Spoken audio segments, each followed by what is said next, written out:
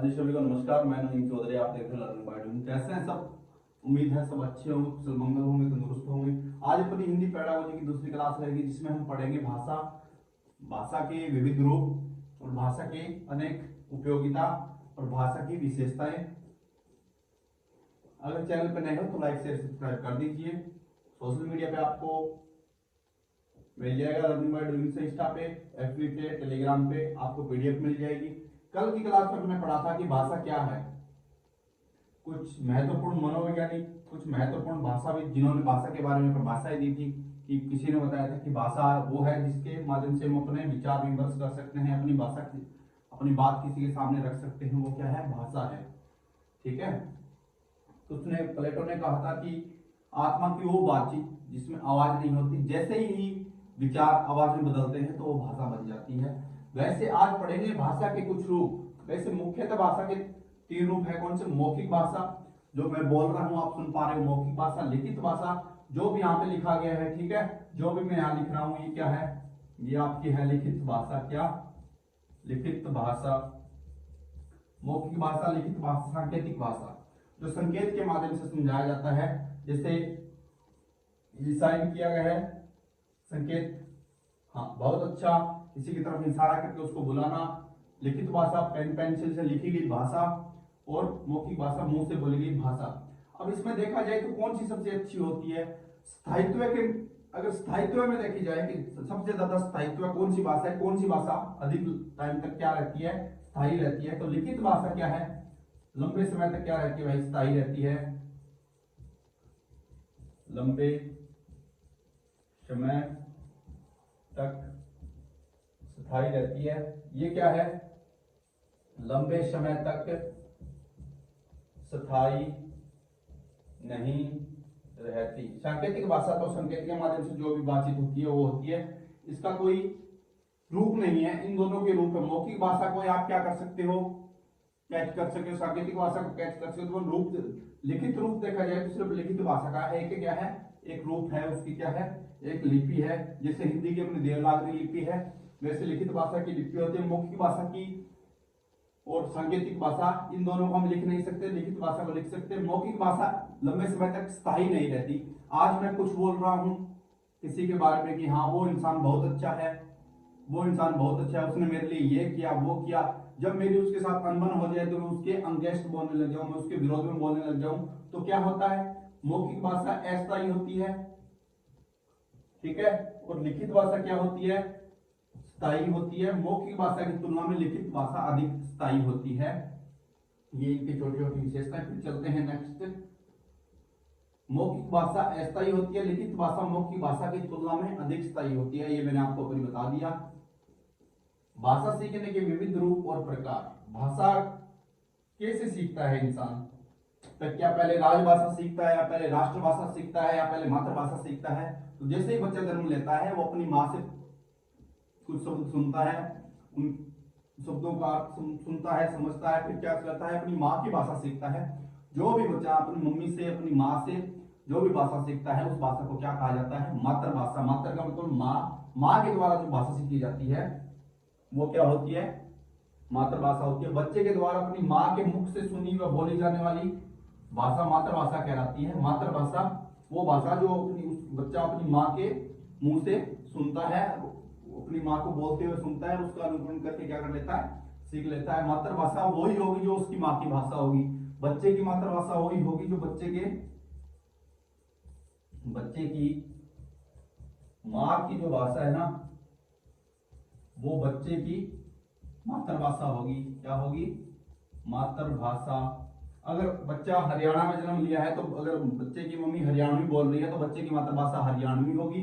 अगर बच्चे ने राजस्थान में जन्म लिया है तो बच्चे की मम्मी राजस्थानी बोल रही है, बागड़ी बोल रही है, तो उसकी वो होगी। पंजाब में जन्म लिया तो पंजाबी बोल रही है तो उसकी वो होगी। अगर अमेरिका में भी जन्म लिया है, अपने लिए हो सकता है अपनी लक्ष्य भाषा या अपनी द्वितीय भाषा क्या होगी? अंग्रेजी होगी। लक्ष्य भाषा अंग्रेजी होगी। मगर अमेरिका में जिस बच्चे ने जन्म लिया है, अगर वो भाषा अपनी माँ से अंग्रेजी ही सुन रहा है, तो उस बच्चे के लिए मातृभाषा क्या होगी? उस बच्चे के लिए अंग्रेजी ही मातृभाषा होगी। क्या होगी? अंग्रेजी ही मातृभाषा होगी। क्योंकि उसकी माँ बच्चे की मम्मी क्या बोल रही है? अंग्रेजी भाषा बोल रही है। मातृभाषा वो होती है जो बच्चा अपनी माँ के द्वारा सीखता है। ठीक है, फिर चलते हैं राजभाषा। राजभाषा शासन व सरकार द्वारा व्यवहार में ली जाने वाली भाषा। क्या? शासन व सरकार द्वारा व्यवहार में लाई जाने वाली भाषा राजभाषा कहलाती है। राजभाषा क्या होती है? शासन और सरकार द्वारा व्यवहार में लाई जाने वाली। सरकार कौन सी भाषा का उपयोग करती है? नियम कानून कायदे जो भी लिखे जाते हैं किस भाषा में लिखे जाते हैं उस देश में, वो क्या होती है? अपनी राजभाषा होती है। जैसे अपने भारत की राजभाषा देखी जाए तो कौन सी है? हिंदी है। कौन सी? हिंदी है भाई।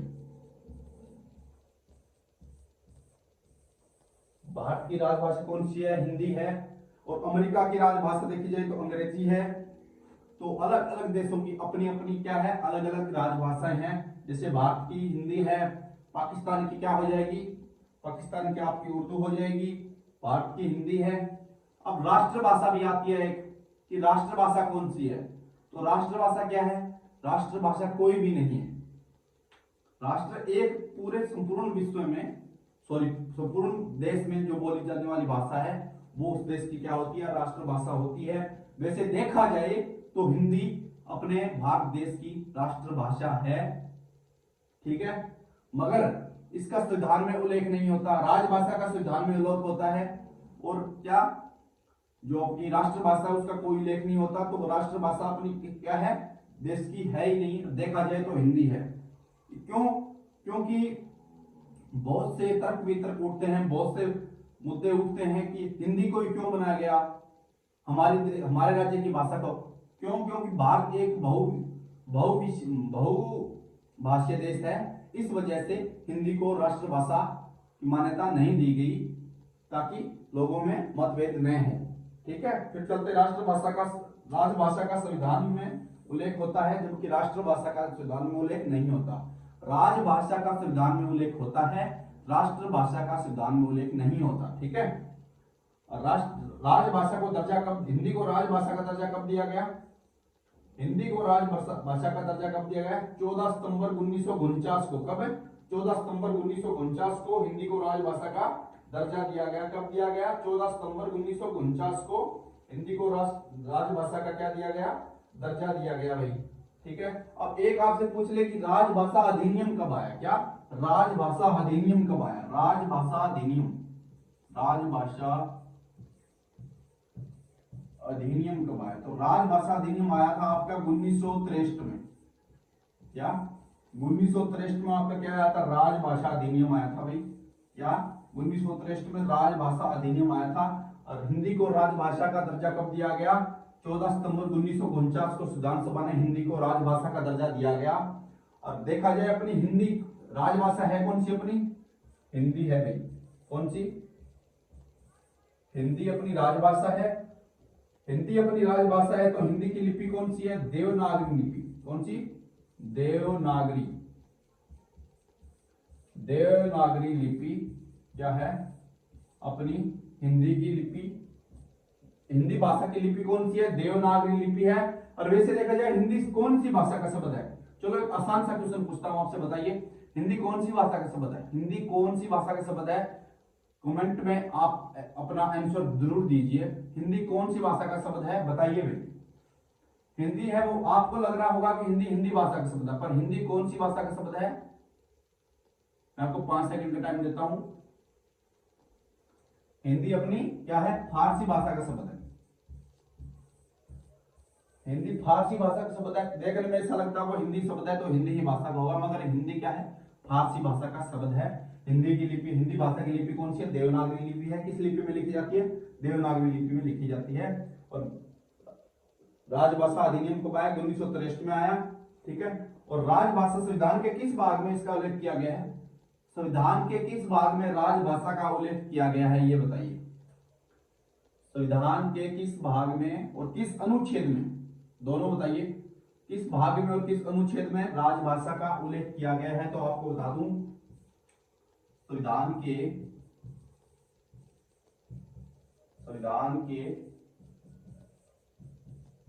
भाग 17 में, इसमें संविधान के भाग 17 में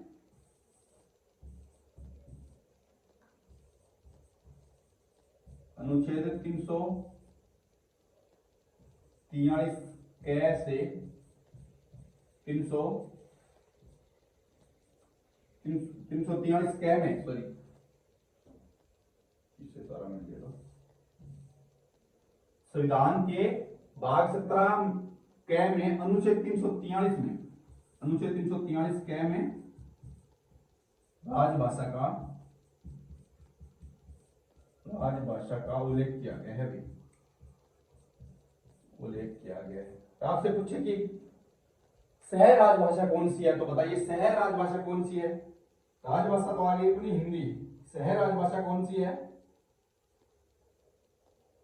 शहर राजभाषा बताइए।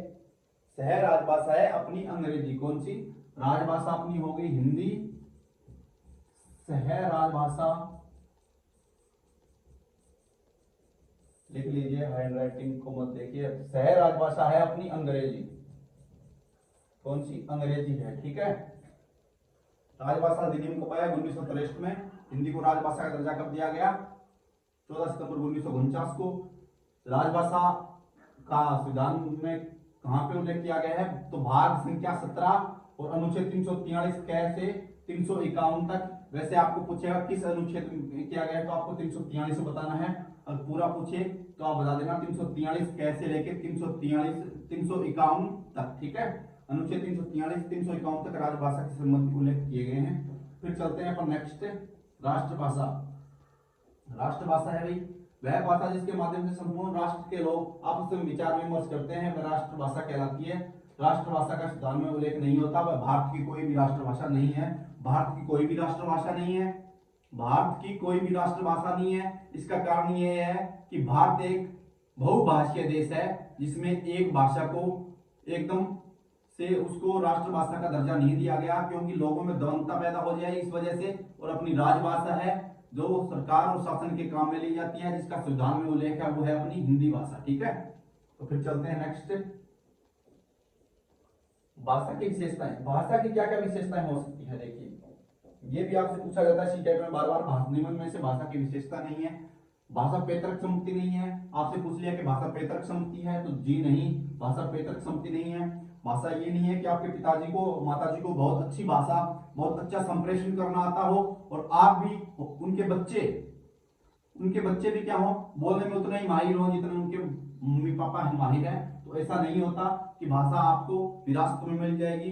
हाँ, भाषा आपकी विरासत में मिलती है, मगर वो संपत्ति नहीं है, उसको आपको क्या करना पड़ता है, अच्छा माहौल देकर उसको क्या करना है, उसका डेवलप करना पड़ता है। तो पैतृक संपत्ति नहीं है, भाषा अर्जित संपत्ति है। जी, भाषा को अर्जित किया जाता है, भाषा को कमाया नहीं जाता। अर्जित अपने आसपास के वातावरण में लोगों से सुन के कौन सा शब्द बोलना है, कैसे बोलना है, कहाँ पे बोलना है, क्यों बोलना है, तो क्या है, अर्जित संपत्ति है। भाषा सामाजिक प्रक्रिया है, जी हाँ, समाज के माध्यम से क्या होता है, भाषा विकास होता है, तो भाषा सामाजिक प्रक्रिया है।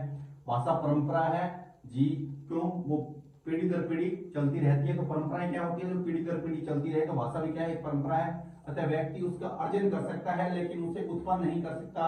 क्या नहीं कर सकता, उत्पन्न नहीं कर सकता, अर्जन कर सकता है। मैं वातावरण से हर एक भाषा सीख लूंगा, जहां पे भी मुझे सीखनी होगी। मुझे हिंदी सीखनी है, मैं हिंदी वाले क्षेत्र में चला जाऊंगा। मुझे पंजाबी सीखनी है, पंजाबी वाले बहुल क्षेत्र में चला जाऊंगा। हरियाणवी सीखनी, हरियाणवी वाले भाषा क्षेत्र में चला जाऊंगा। उर्दू सीखनी, उर्दू वाले में चला जाऊंगा। मगर क्या मैं भाषा का उत्पन्न कर सकता हूँ, क्या मैं एक नई भाषा उत्पन्न कर सकता हूँ, जी नहीं, मैं भाषा को उत्पन्न नहीं कर सकता। भाषा का अर्जन अनुकरण से होता है। बच्चा जब अपनी मम्मी से अपनी मातृभाषा सीखता है तो क्या करता है, पहले अनुकरण करना सीखता है। अनुकरण से भाषा सीखी जाती है। कौन सी भाषा सीखनी हो, भाषा सीखने के लिए 3 तत्व महत्वपूर्ण होते हैं, जिज्ञासा, अनुकरण और अभ्यास। कौन सी, जिज्ञासा, अनुकरण और अभ्यास। उन सब में से ज्यादा महत्वपूर्ण कौन सा है, आपका अनुकरण है, वो सबसे ज्यादा महत्वपूर्ण होता है। फिर चलते हैं नेक्स्ट, भाषा परिवर्तनशील प्रक्रिया है। जी हाँ, भाषा आज आपने इतनी भाषा सीख ली है, इतना अच्छा बोलने में आप समर्थ हो गए हो, बोलने में भाषा का स्थायित्व आ गया है कि आपको हिचकिचाहट नहीं होती। एक वक्त ऐसा आता है कि आपको हिचकिचाहट होती है, धीरे धीरे वो मिटती जाती है। धीरे धीरे धीरे धीरे जितना आप अधिक बोलोगे, जितना अधिक संप्रेषण करोगे, जितना अधिक लोगों से मिलोगे, जितनी अधिक बातें करोगे, उससे क्या होता है, भाषा का डेवलप धीरे धीरे होता जाता है। तो भाषा परिवर्तनशील प्रक्रिया, उसे कभी भी बदला जा सकता है, ठीक है।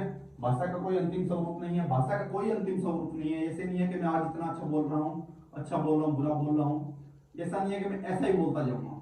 धीरे धीरे क्या होता जाएगा, कॉन्फिडेंस डेवलप होता जाएगा, आत्मविश्वास बढ़ता जाएगा। मैं बोलने में क्या हो जाता हूँ, सक्षम और समर्थ होता चला जाता है। चाहे मैं हूँ, कोई भी इंसान हो, अभ्यास करने से ही आपको उस चीज में स्थायित्व मिलेगा, आप उस चीज में परफेक्ट बनते जाएंगे।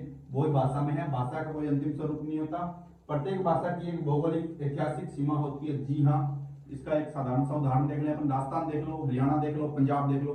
पंजाबी है वो पंजाब के कुछ लिमिटेड क्षेत्र में ही बोली जाती है। जैसे हरियाणी हरियाणा में बोली जाती है, पंजाबी पंजाब में बोली जाती है, राजस्थानी राजस्थान में बोली जाती है, गुजरात में गुजराती बोली जाती है। तो वो क्या है, उसका भौगोलिक क्षेत्र है। तो भाषा का भी क्या होगा, भौगोलिक और ऐतिहासिक सीमा होती है। ऐतिहासिक सीमा भी होती है। इस संस्कृत को अपन देखा जाए तो संस्कृत कब से शुरू हुई, हिंदी कब से शुरू हुई, अंग्रेजी कब से शुरू हुई, उनका क्या भी है, इतिहास है। तो ऐतिहासिक सीमा भी होती है।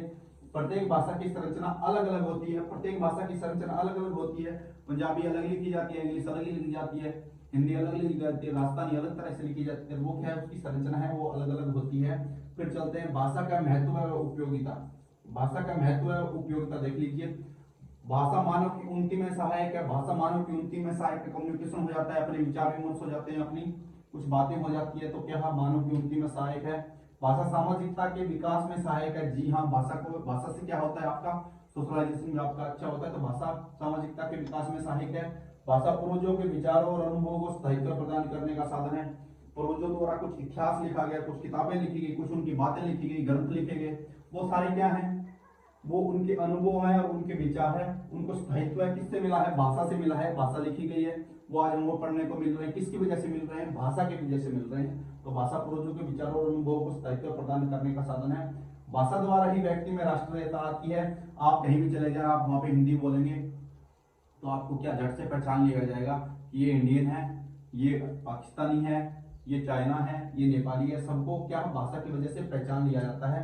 भाषा ज्ञान और विज्ञान को सुरक्षित रखती है। ज्ञान और विज्ञान, आज कोई अगर कोई खोजबीन की विज्ञान है तो उसको क्या कर लिया जाता है, लिख लिया जाता है और उसका क्या वो सुरक्षित रखा जाता है कि आने वाले वैज्ञानिक भी जो भी खोजबीन करें उनको इस बात का पता हो। भाषा विचारों की जन्मदाता तथा प्रकट करने का साधन है। भाषा विचारों की जन्मदाता, जी हाँ, विचार प्रकट होते हैं तो उनको कैसे अपन अगले समझ सकते हैं, किसकी वजह से, भाषा की वजह से। भाषा साहित्य ज्ञान और सर्जन में सहायक है। साहित्य ज्ञान जो हिस्ट्री होती है उनके बारे में और उनका सर्जन या सहायक है। भाषा साहित्य ज्ञान और सर्जन में सहायक है। कुछ भी नया लिखना हो, कुछ भी पुराने बातें जो लिखी हुई है उनको पढ़ना हो तो किसके माध्यम से होगा, वो भाषा के माध्यम से होगा। भाषा संसार के साथ मानव संबंध स्थापित करने में सहायक है। भाषा संसार के साथ मानव संबंध स्थापित करने में सहायक है। मानव संबंध, पशु तो बोलते नहीं है, पशु में तो आवाज भी नहीं होती, हो सकता है पशु आपस में समझते होंगे, अपन लोग पशुओं की भाषा नहीं समझते। तो मानव संबंध कैसे स्थापित होंगे, भाषा के माध्यम से होंगे। ये थी आज की क्लास। अगर क्लास अच्छी लगी हो, वीडियो अच्छी लगी हो तो लाइक शेयर सब्सक्राइब कर दीजिए। मिलते हैं कल की क्लास में। सभी को all the best, best of luck.